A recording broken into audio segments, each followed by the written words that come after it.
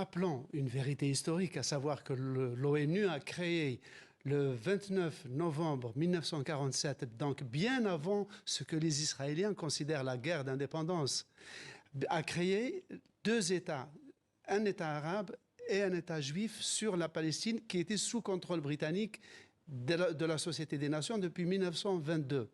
Donc, en rappelant cette vérité d'évidence, Emmanuel Macron a rappelé aussi le poids de l'ONU dans ce dossier, puisque ce rappel historique était assorti d'une intimation à Benjamin Netanyahou de respecter le droit national d'une institution qu'il a légitimée, qu'il a créée. Et la preuve en est que la déclaration d'indépendance d'Israël, lue le jour de la proclamation, cite pas moins de 7 fois l'ONU pour la remercier d'avoir créé et consacré l'existence d'un État juif.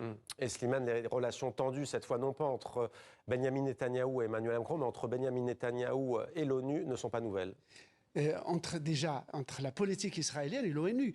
Dès 1948, l'ONU envoie son premier médiateur jamais envoyé dans son histoire, le comte Folke Bernadotte, d'origine suédoise, d'origine française, et il a été assassiné par des extrémistes juifs. C'est le premier diplomate de l'ONU tué au cours d'une opération. Ensuite, les événements se sont accélérés après 1967 et l'occupation de territoires de Cisjordanie et du Sinaï par les Israéliens. L'ONU produit aussi des résolutions, 242 ou 338, demandant le retrait des territoires occupés. Ensuite, en 1974, une résolution qui demande le droit des réfugiés de retourner chez eux. Bref, la Cour internationale de justice, haute juridiction internationale issue de l'ONU, qui qualifie la guerre de Gaza de potentiel crime de guerre, voire même de tournure génocidaire.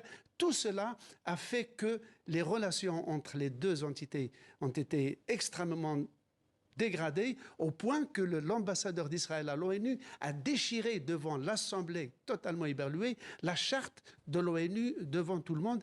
Et enfin, l'UNRWA, qui est l'agence onusienne qui s'occupe des réfugiés palestiniens, vient d'être expulsée de son quartier général de Jérusalem.